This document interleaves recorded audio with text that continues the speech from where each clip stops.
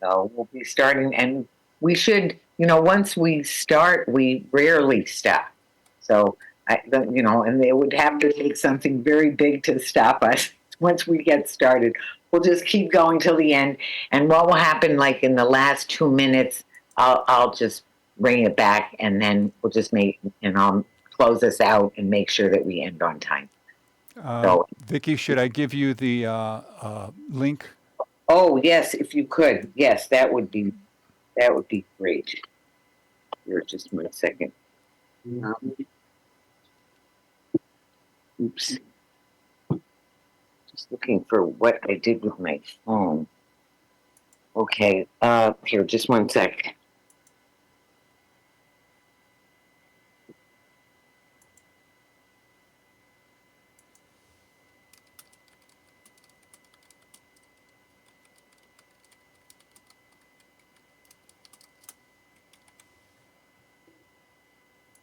I just texted you the link whenever you're ready.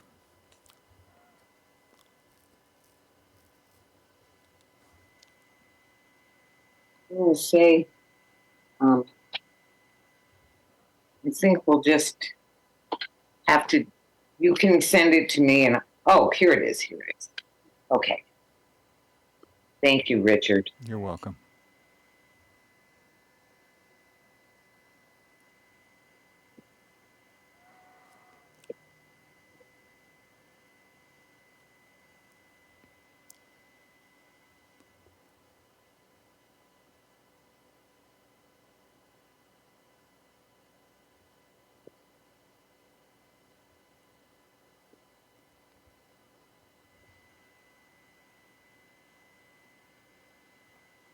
Okay,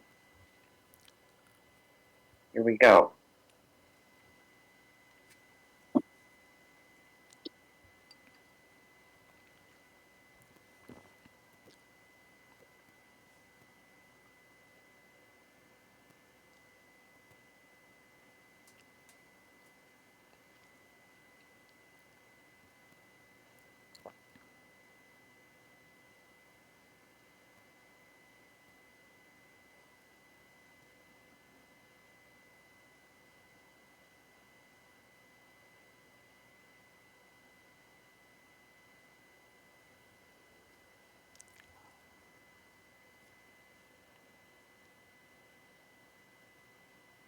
Actually, Richard, can What? you take those two boxes out too? The blank boxes and the one that says think twice waiting room?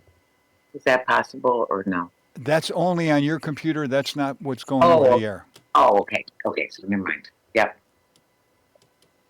thanks. Tell me when you're ready to go on the air. I'm ready. Okay, so let me restart the timer.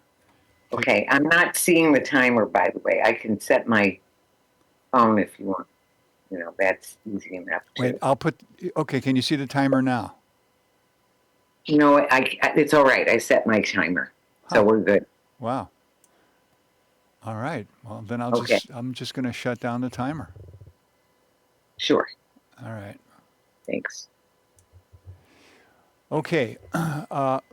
Go ahead and start your timer and then wait a moment of silence and start the show. Okay, so welcome to Talking Peace with the Western New York Peace Center, being recorded by Think Twice Radio in the home of the future, also the home of our friend and producer, Richard Wicca. Thank you so much, Richard. And thanks too to our friends at WBNY, Buffalo's original alternative radio station at 91.3 FM, coming out of Buff State. Thank you so much to Greg Harvey and all of our friends at Buffalo State University and WBNY.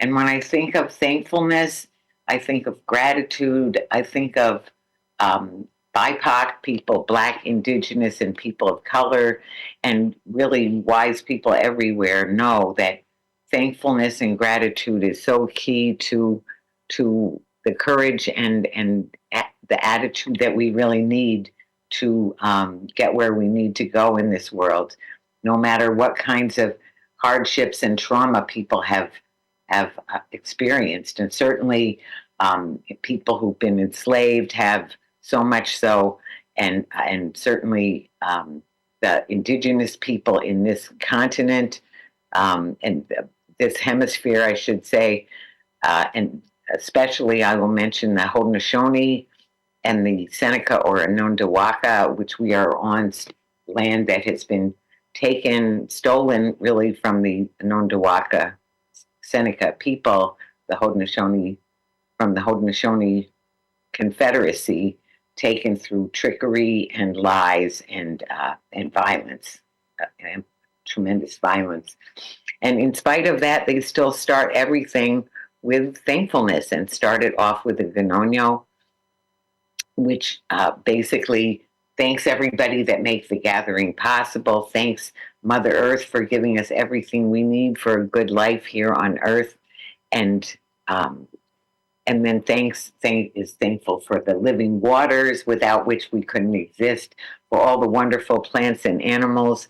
And then they might go through them one by one. So very many of the different species that we're blessed to still have and need to protect. And the trees, which provide the very oxygen that we need, that hold the earth together, the actual ground, support the ground. And then the leaders and teachers that help us so much, and of course the creator and the love that animates it all. And so we're so grateful. And so then for the Haudenosaunee, they would say Nyawe, and the people would say Nyo. So I'll say Nyawe, and you can say Nyo. Nyawe. Yo. Thank you. Or the Tuscarora, they say Je. But anyway, so and certainly in our African friends or indigenous African or African American friends often say Ashe, or just Shukran, gracias. So many ways of being thankful. So and I am thankful that we have this wonderful group of guests on the show tonight, and our topic, very key topic, is international law is key. So we would be in such a much better place, and the international law gives us everything we need, sort of like Mother Earth, everything we need to have a peaceful world if we only paid attention to it. So I want to go around and thank, first of all, Reverend Claudia de la Cruz. Reverend de la Cruz, Claudia, thank you so much for coming. Thank you for having me. And we are always grateful for IFCO Pastors for Peace, all the wonderful work that you do. I know you just came back from Cuba, right?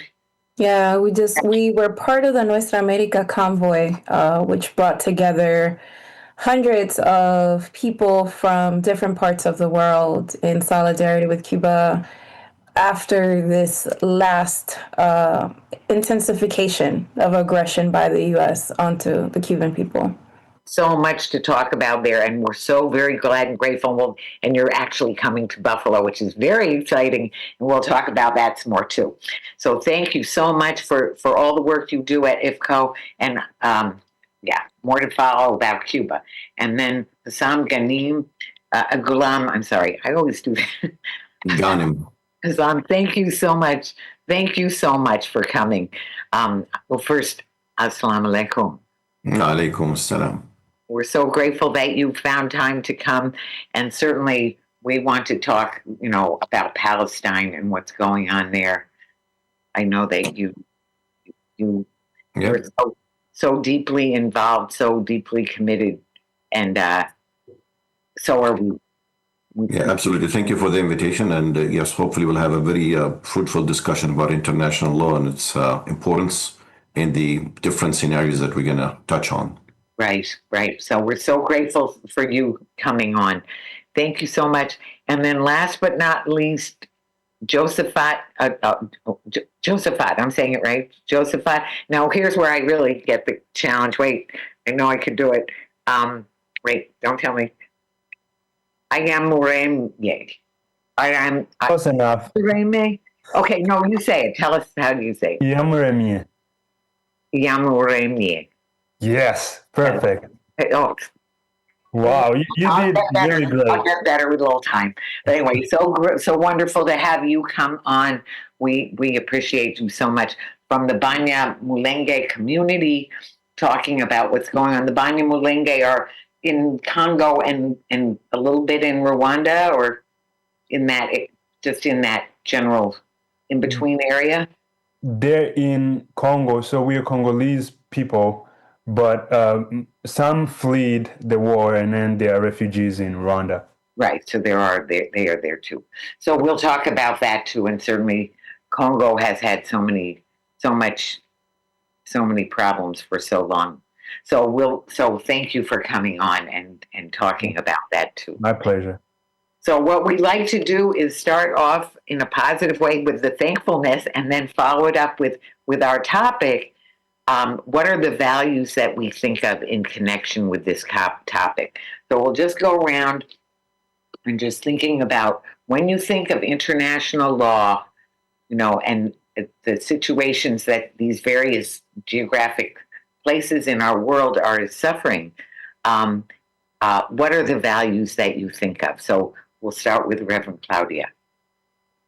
Oh, well, I think it's important to say that although this war drive, because that's what it is, it's a war drive that has been manufactured by the U.S. Right. government administrations, not only Trump, but historically, it has been a war machine that has impacted the world. Although there are different geographical locations, people are suffering from the same root of the problem, which is US imperialism. So when we think about values, right, and we think about the international law or international institutions, we need to take into consideration what US imperialism is and how interconnected it is to international bodies and international law. You can't detach one thing from the other.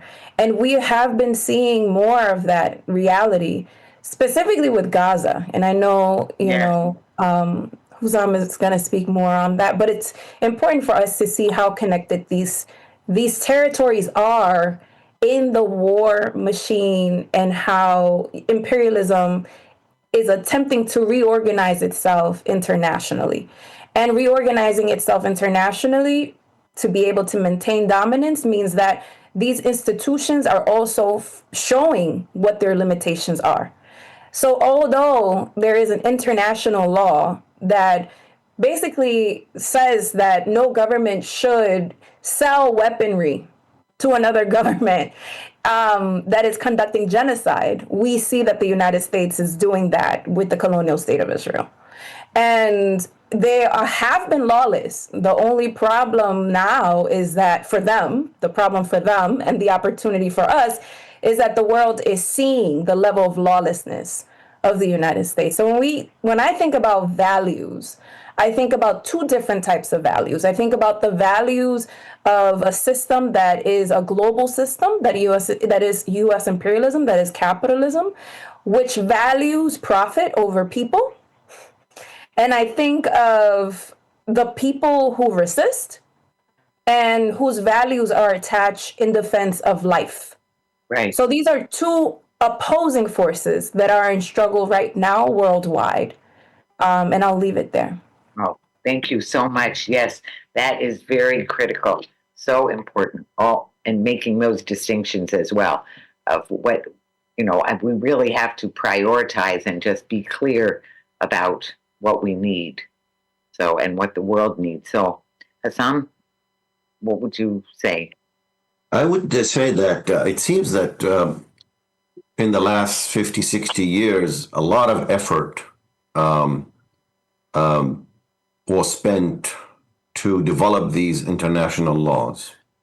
A lot of thinking goes into the details of what constitutes legal versus illegal and what constitutes a piece of that legislation versus a war-driven, and that we are now observing a complete demolition of all that effort, all that goodwill that got into these laws and regulations that is almost all the nations accept, or let's say most of the nations accept. And I would like to add that actually these laws also are the United States laws. Many of these laws are on the books in the United States. Right. What I think we are suffering from, which is the issue that maybe we'll talk about, is why these international laws and the US laws as well are not being respected, followed, and actually then brought to justice when people violate them. And that brings me to what the Deputy Chief of Staff of the White House, Stephen Miller, have said bluntly that we are the superpower and the superpower can get to do whatever it wants. Not what the laws says, not what the international treaties oblige us to do, but it's the law of the power. It's not the power of the law that is now leading all this chaos that we are observing. And the minute we go back to those international laws and its applications, I think we will be able to at least make some sense of how to bring back peace into all these areas with conflicts, disputes. But unfortunately, it is now the law of power that is driving everything. Thank you. Thank you so much. That is so, again, so right on. So very true. And last but not least on this, so Joseph, what would you say? You think when you think of international law and the situation for your people, what values do you think of? First, laws or international laws are made to protect and keep order for the people or the world citizens. Mm-hmm. But in the past many years, we have seen that declining because they're not being used as they were formed to be used. I would mention a little bit on accountability. There's many governments or many states that are not being held accountable for what they're doing, especially in my country. Our own government is killing its own people, but there is just silent. And you could see it in Gaza, everywhere you go. I would say more specifically, accountability is not working on international laws, and which is supposed to be like the number one, hold these people accountable who are doing these bad stuff, so who are committing war crimes against humanity. Thank you so much, Joseph. I know that I feel somehow we've lost Hassan. Hopefully he can join us. Join us back in.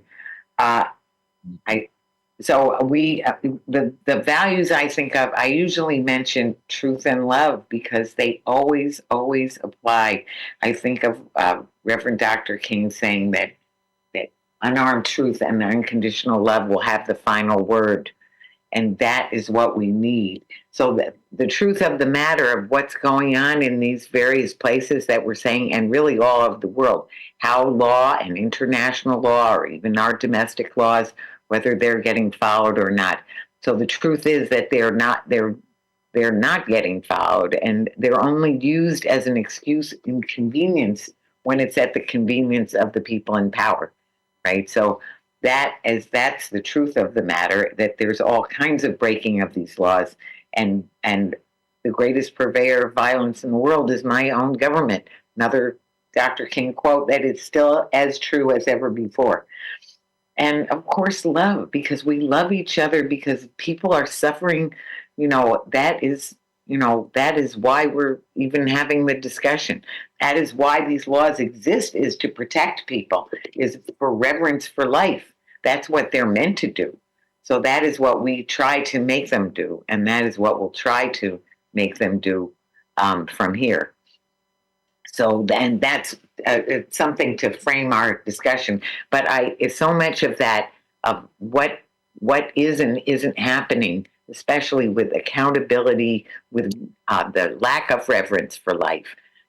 There's such there and different sets of values that where the values that are not good values. So they're values that should be way down on the list, are just atrocious. So here we are, and we are, and we find the similarities in these situations in a lot of respects. So let us do that. Look a little more depth about these three parts of the world, and they're not the only ones. Sudan is in a terrible state. Um, Ukraine, all over that. Lebanon, Iran. We can name place after place after place after place. Haiti. Just so.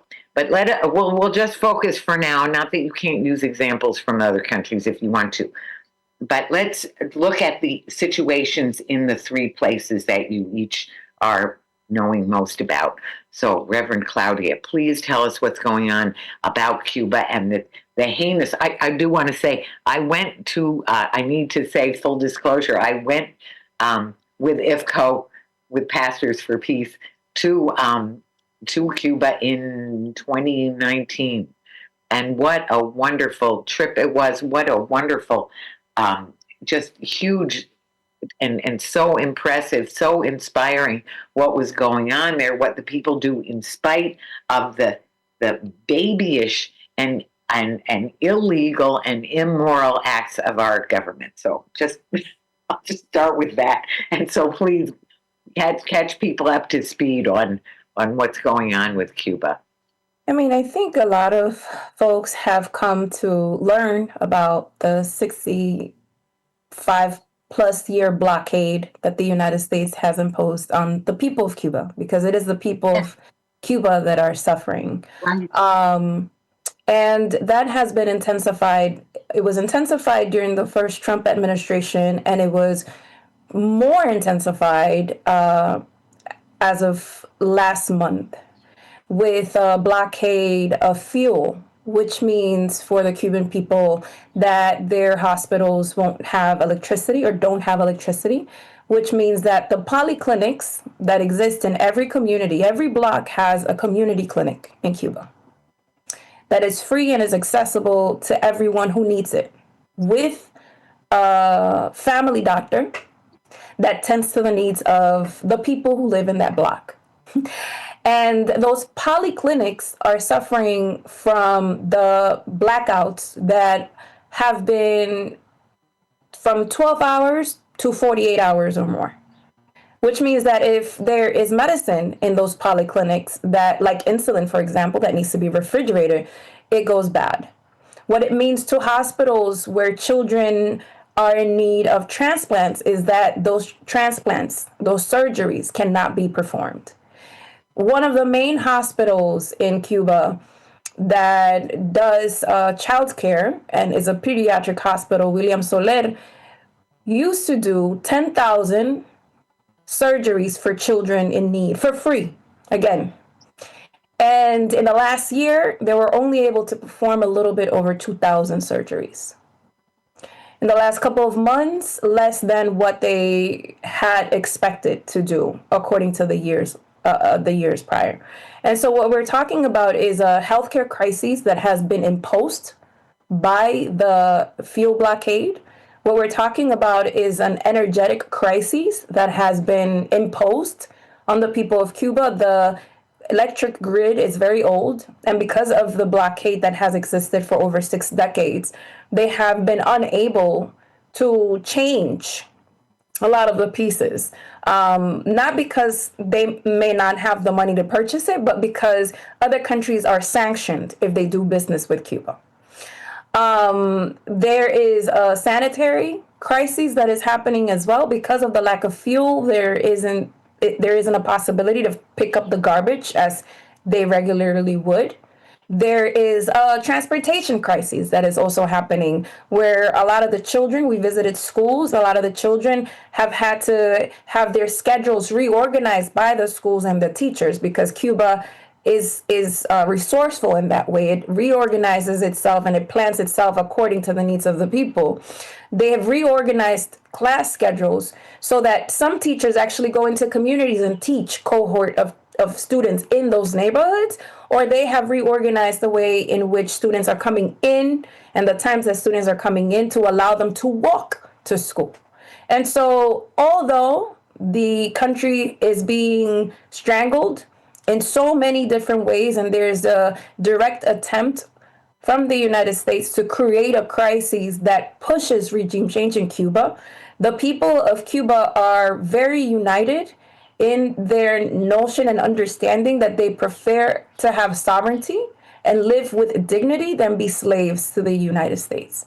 And so they are creating all sorts of possibilities. They are going back to plans that were there during the 90s, during the special period.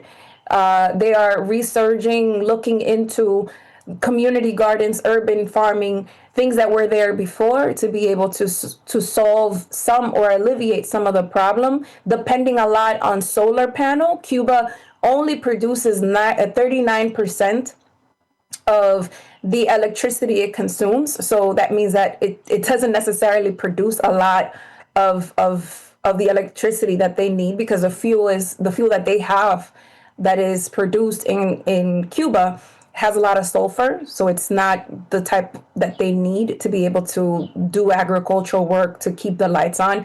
And so they're depending a lot on solar panels, which was also part of the plan in Cuba to be able to move into renewable energy by 2030. So it's accelerating that process as well. And so, I think that in many ways, for many decades, for over 60 decades, the United States has utilized a genocidal policy against Cuba, attempting for Cuba to surrender. And they don't necessarily understand that the will of the Cuban people to be free is stronger than anything that they could actually do against the Cuban people. And so I share that saying that the situation is dire, that is a critical situation, that there's a lot of show of solidarity from around the world. Mexico has shipped humanitarian aid. We saw that Russia brought in oil tanker. We've seen, Turkey has also, so we've seen China has been a leading force in bringing solar panels. And there has been people-to-people solidarity more now than there has been before, I think, in many ways, because people understand the critical moment in which Cuba is. But I do want to say, and I think it's important to mention, that the Cuban people, are not waiting for a savior. They're not waiting for people outside of Cuba to come and interfere, whether it is the Trump administration or any U.S. administration to come and change anything in Cuba. They're also not depending on folks of good heart and goodwill to come in and change anything. They are very resourceful. They are the agents of their own society. They are politically strong and people who have the level of education and skills to build their society. What Cuba needs is our steadfast solidarity in ending the blockade on Cuba, in ending the siege on Cuba. And so that's what we are currently working on. And that's the spirit that we came back to the United States with. So, and I just want to say before we go further that for those of you who are local, who are listening to this and who are listening to it right around the time that it's being broadcast, that we're very excited that when Reverend Claudia comes, she's coming, we're going to have an event on April 30th, 7 p.m. at Pilgrim St. Luke's Church, UCC Church, there on Richmond. All of this is on the Western New York Peace Center listserv, social media, and our website. So we're very, very excited to host. And it is, it will be a fundraiser as well, but with a free will donation, of course. And we're just excited to have you coming and to publicize that. And it will be a wonderful and very inspiring. And that's what we're calling it, is breaking the blockade, which you did by going there, which even I did in 2019, although it's just only gotten worse. But crisis equal to opportunity. So we're going to make that change. We're going to get it some kind of way.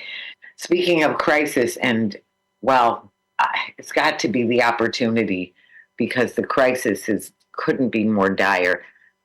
Hassan, if you would talk about what's going on in Sure. And shifting geography, but not shifting the disasters and not shifting from the suffering of the people. exactly Unfortunately, yes, it's just the geography change. right. And while I don't want to move away from the genocide that took place and still taking place in Gaza, I don't want to move away from that. But I think I want to start talking about the West Bank first. Please. Because as we have for the last 3 years or so witnessed the genocide in Gaza, I think we may be also, the ground is being prepared for a similar one in the West Bank. Maybe it's starting at a different rate and a different method, but the conclusion could be similar. And because we're talking about international law, I want to bring up this issue of West Bank and what's going on there now as a clear violation of all possible international laws that come to a territory where it's being occupied.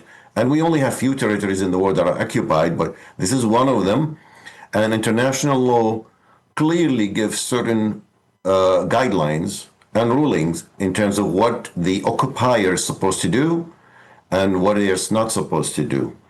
So before we start even what the action should be, I guess the occupation, any occupation is illegal Right. and needs to be addressed as it is. It's an illegal enforcement of laws of the occupier on the occupies, and that needs to be addressed as a separate topic.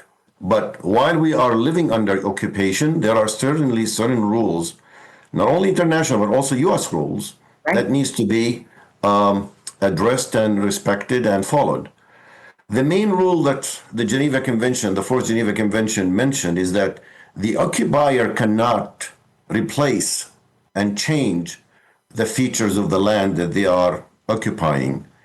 And what the Israeli government is doing for the last 60 years, and it's intensifying now at a much faster pace and much wider range, they are actually replacing the population by allowing their citizens to move into occupied land and expanding the illegal settlements and displacing the natives and the people who live there, the Palestinians, away from their land, moving eastward and out of the territory C, which is basically, according to Oslo agreement, is under full Israeli military control, to the degree that Palestinians who live there are not allowed to build in their own land. 95% of building permits are being rejected. Therefore, Palestinians find no other way but to build without a permit because their families are expanding, increasing in numbers, getting married, having kids. The house is small, so you need to build a couple more, rooms. And you will see that the demolition operation of the Israeli army is up and running in every area in the West Bank, almost nonstop, forcing people to demolish their own house. Sometimes they do it themselves with the excuse that you don't have a permit. At the same time, the permits for Israeli settlers who come from all over the world, who have no legal right to that land, to that territory, are being welcomed, supported, empowered, not only financially, and unfortunately a lot of that financial support comes from the US through our tax money and through donations from a lot of venues that consider this a charitable event, unfortunately, and their settlements are just expanding to the degree that is actually now created a West Bank that is not connected.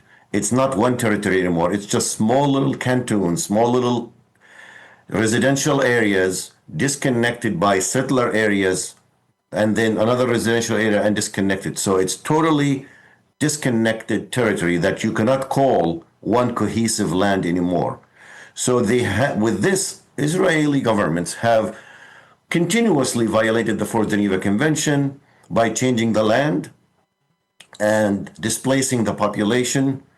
And doing so, they're allowing a group of settlers who are, by a lot of legal organizations, including some in the US, are committing war crimes, and they have sanctions against them. But unfortunately, the Israeli army is giving them the reign to do whatever they want without intervening. They are harassing the residents, the Palestinian residents. They are preventing them from collecting the crops. They're burning their houses, their cars. They are chasing them away from their land and their herds continuously. You'll see people like a poor shepherd with his small little herd trying to just, survive on this small number of animals, and a few Israeli settlers will come and chase them out of the land or take their herd and sometimes burn things. And it's not obviously hidden now that the Israeli government has approved in the Knesset what they call the annexation of the West Bank. So we're not just in a displacement, which is again against the law, and replacement, which is against the law. We are now into annexation of the land with the full blessing of the Knesset, which is the parliament, as well as the current Israeli far-right government. And unfortunately, our government, the US, has not really done any significant effort to implement their own rules and regulations, because all these Israeli settlements are illegal under US laws. Right. They are totally illegal. There is no way in our laws that this is allowed, because we follow international law. And I'm going to come to that selectivity of following the international law at some point in the discussion. But for now, we're just talking about the current affairs that's going on in West Bank. So in short time, I'm not sure, maybe 6 months, a year, 2 years, 3 years, we don't know what, I can see another large Nakba, a large displacement of Palestinians who live in the West Bank to go somewhere else. Because the powers are tilting enough now, because not only you have settlers who live in the land, they are armed settlers. Close to 400,000 people under the supervision of the war criminal Ben Gvir has been given arms, and they're chasing the Palestinians with these machine guns. So I can see another catastrophe happening soon, not maybe at the scale of what we've seen in Gaza. Could be worse, actually, because there is more land there, but it's going to be done systematically. It's going to be done, it seems, with the blessing of certain superpowers who negate all the laws that they say that they follow and respect. So going back a little bit to Gaza, which is, again, a very sad moment of humanity altogether, a very sad moment of life altogether that we witnessed on live TV, the massacre and the genocide of innocent young children, women, elderly, men, you call it, you name it, the destruction of all infrastructure, hospitals, schools, roads, health centers, and the continuation of the siege. So it's not really different than what Cuba is going through. We in Gaza have suffered a siege that has started in 2007 and just got worse, where even with our US laws, where it says whenever we give military support, whenever we give any financial support, we have to follow international law and allow humanitarian aid to reach the civilians. Now this aid is under full control of the Israeli army, and the amount of food and necessary medications and shelter that is arriving does not meet 10% of the needs, the daily needs of the Gazan people. So the massacre is continuing. The very fragile so-called peace treaty or peace board that Trump has established is not actually preventing the genocidal Netanyahu from committing more crimes on land. So in my opinion, and we are not legal scholars here to talk about the definite answers to legality, but for the normal person, the Israeli government, with the help and support of our government, and the White House have committed almost all violations to international law and U.S. laws. And unfortunately, because I started saying it's not the law, the power of law these days, we're living by the law of power. Unfortunately, there is no one is able to stop that, at least from the leadership, and it's then up to people to start taking action, standing up for what's right, standing up for international law, and standing up for peace. Because without such laws, the strong will eat the weak, the rich will eat the poor, and the suffering will continue. Different time, different geography, but same conclusion. I first of all, thank you so much, Hassan, for offering all of that. And it is so painful and so terribly wrong in every way. As you said, it's totally against international law in terms of occupation, in terms of the genocidal acts, in terms of the 6 U.S. laws that are being broken, because when a country is credibly accused, not even proven to be doing genocidal acts, that we are not allowed by our own laws and international laws to arm them. And instead, and by the way, so I just want to mention to people, please do contact our senators and your congressperson, and to tell them to stop the bombs and bulldozers. So that's the latest thing of stop the bombs and bulldozers. Those are joint resolutions of disapproval that have been put forward by Bernie Sanders. God bless him. And we just know that's the very least that we can do. And there's war power acts that need to be signed for every one of these conflicts. And certainly there's one about Iran, the War Powers Act about Iran, because if that was illegal, it's supposed to be Congress that decides whether we're going to war or not. So ever since the excuse of 9/11, they've just bagged that whole requirement. So that is another thing. But so please, people, do contact both Senator Schumer and Senator Gillibrand and whoever your congressperson is. Certainly Tim Kennedy needs to hear from all of us again and again and again. So anyway, thank you for that. And I just want to say, war has been illegal since 1927 and 28 and the Kellogg's-Briand Pact, just by the way. So anyway, so speaking of which, so let us go on to Josephat, if you would, to describe what the Banyamoulenge people are going through right now in Congo, please. Thank you. To mention what they're going through right now, I will go a little bit back to just give you a brief history on what's going on.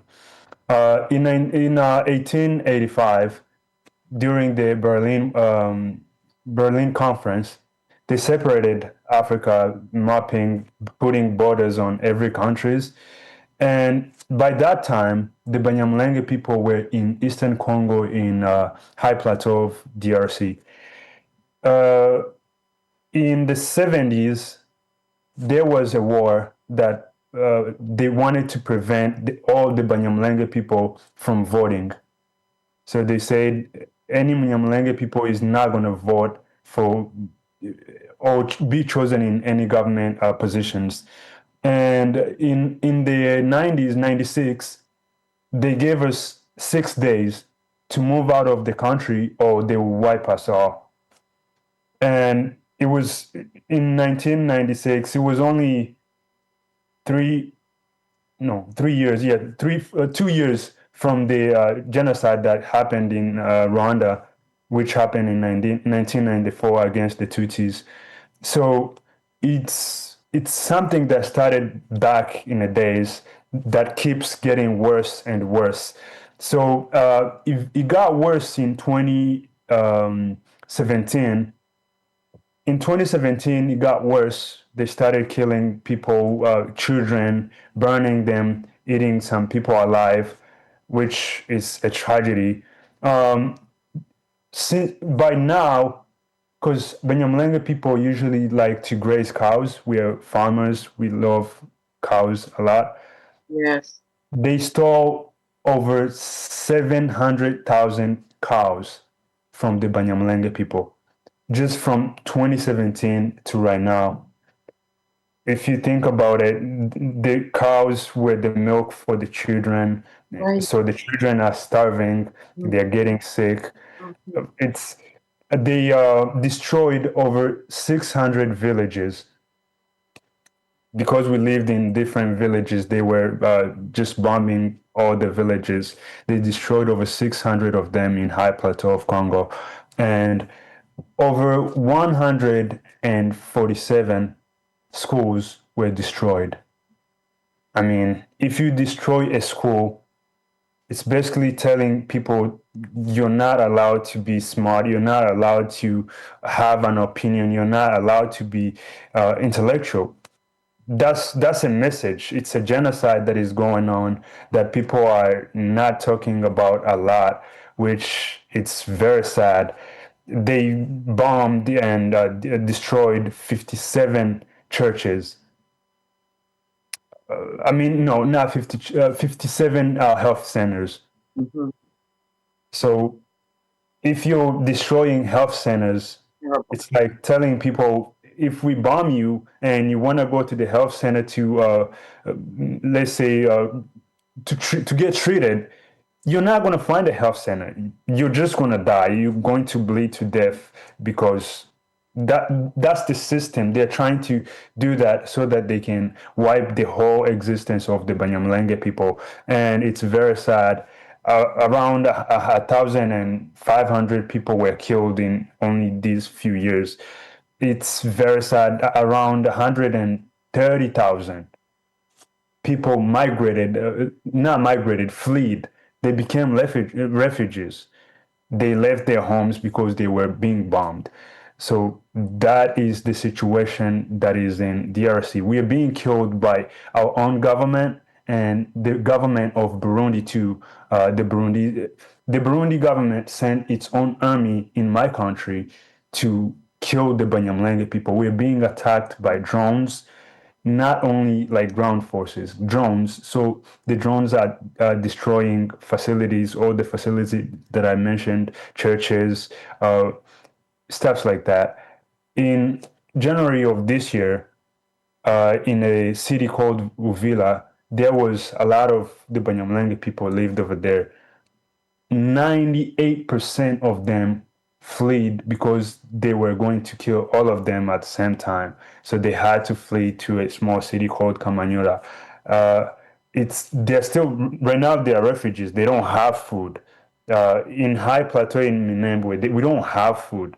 People are starving, and drones keep coming and then keep attacking every single day. That's basically the situation that is right now in my country. Thank you so much, Josephat. So I just want to say the number of international laws that are being broken. I actually do have a Master of Arts in Law and Diplomacy. So I've studied international law. I wouldn't call myself a huge expert, but even also reading people like Craig McIver, who is a huge expert, who's a friend of the show. He's been on our show. I'm blessed to say, numerous times that make it very clear. This is so absolutely illegal, what is happening in every single one of those cases, that killing civilians is illegal. It's illegal to punish a group of people for the actions of a few, which is, we've had that over and over again, the U.S. killing, and that's basically what war is, because civilians are dying. It's not just in the days there were days where people were on a battlefield and it was happening. Those days are very long gone. This is mass destruction of people with bombs, also with the drones. And I want to call out our friends, the Upstate Coalition to Ground the Drones and End the Wars, which the Western New York Peace Center is part of. And actually on Earth Day, I'll be at Hancock Military Base, where I've gotten arrested twice before. I'm not planning that on getting arrested. But by the way, that is one of the big drone centers in the country. We also have one in Niagara Falls, by the way, which is also a drone center. And the drones making people judge, jury, and executioner when they're operating those drones. And when they do a double tap like they do, and so then when the people are going to come and help the medical people, and then they kill them, that is also illegal. Going after hospitals, schools, all the things that you all mentioned, in every case, that is totally illegal. Journalists, going after journalists, that is totally illegal under international law.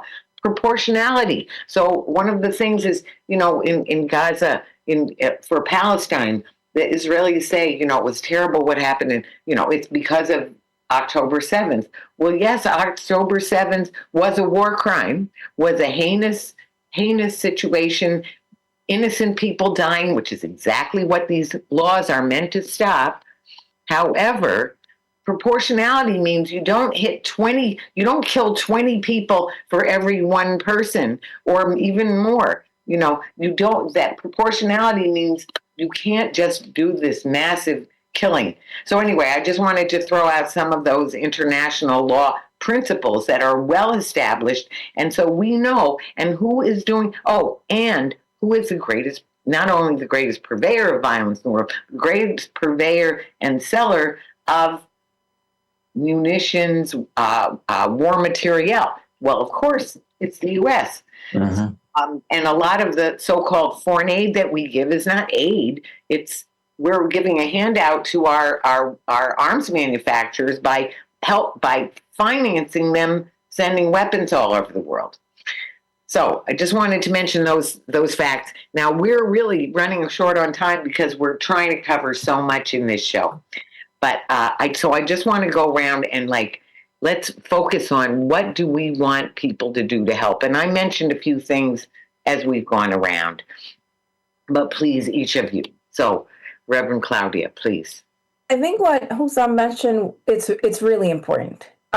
We cannot depend on politicians to solve this. I think we have to learn from what has been historically the case in the United States. We're talking about international law, but we should also be talking about how domestic law is not being in any way, shape, and form respected. Also, Where there has been the destruction in many ways of what has been built by movements for decades. right. And so we need to understand that this is a moment of decision for people to decide which side we are on, for people to decide who are the people that we must build with and trust in. And it is not going to be, whether it is Democrats or Republicans, the same people that ultimately are profiting from our misery, the misery of the people in the United States and the misery of the people all across the world. With that being said, we need to reimagine what movement building looks like. What does it mean to have political clarity, understanding who the real enemy is despite of how it comes, presented to us? I think in many ways we're very much focused in the United States and Trump, which is fine. He is a disaster, but he is the product of a system. Right. He is a symptom of a deeper disease. And we need to start dealing with the disease and not the symptom necessarily. And so we need to build a movement that is politically clear, a movement that understands deeply what it means to be in solidarity internationally, understanding that what happens in Gaza affects us as well, that what happens in Cuba affects us as well, that we are the largest family in this planet. We are the working class. We are the people that make the world run. And therefore, we need to be able to have that international solidarity with our siblings. We need to be able to build that level of unity across movements in the United States. The capitalists, the billionaires have benefited for too long from the division of all of us. They fragment people into issues, wherein the real issue is one that is economic and is political. And people like Martin Luther King understood that. People like Malcolm X understood that. People who have fought to transform the system by the root have understood that and have paid a price, we must be willing to sacrifice for the transformation of society. Reverend Claudia, so beautifully put. This is an obvious reason why you were candidate for president. And if only we could have gotten there, because we'd be, what can I say? That is what we need. So you're right. You're so right. Everything that you just shared. Thank you so much for that. Hassan, what would you? Yeah, I would second what the Claudia has mentioned, that solidarity with each other, Yes. unity Yes. among humans who care about other humans need to be now our priority, because the reason why all these things are happening is because of some internal weaknesses in the system that the rich, the powerful are capitalizing on, and finding the weaknesses in the people because we are not united. We have not stood with each other. We have not supported each other enough to remove the barriers of religion, race, gender, issues that actually are trivial at this point compared to human life. I cannot say that I don't care about what happens in Congo just because they have a different color skin. That's actually absolutely the reason why these things are happening, because no one is standing for what is right and the truth. Because if you allow one of us to be eaten alive, then you could be next. And no one is immune. The rule of the power can dictate on every group and every minority and every actually race, regardless. And therefore, unity, solidarity with each other is priority number one. And this is something that we are blessed here in the United States, that we can come together. As you can see in this group of people from different aspects of life, we are sharing same values. And we can stand for the international law and for local laws and call for peace and call for justice all the time. I want to bring another point beside unity, that I want to emphasize that we follow international law, and we'd like international law to be applied equally all the time, with no double standards, Right. with no selection based on who is the victim and who is the aggressor. It is very clear that these international laws can be used when the superpowers wanted to use them, but they will be neglected, shelved, ignored, burned, destroyed when the victim is of a different group or not as strong and nobody stand for them. So we need to call for equal application of the law, regardless of what law, local, state, federal, international law, need to be applied equally to everybody. And that's pure justice. Right. And without that, we will get lost in a lot of details, because you can bring a lawyer, I can bring a lawyer, and the lawyer can be smarter than my lawyer, and they could twist the law to their benefit, although it is clear who is the victim, who is dying, and who is being besieged, and who is being starved, and who is being killed day in and day out. So unity, justice is what we need to be calling for. And it starts locally. Every community starts locally. You don't have to wait for national movements to come and tell you what to do. It is a human cause. If you are a true human, have heart, and believe in the value of human life, you need to be moving. You need to be not sitting down. You need to be dynamic all the time.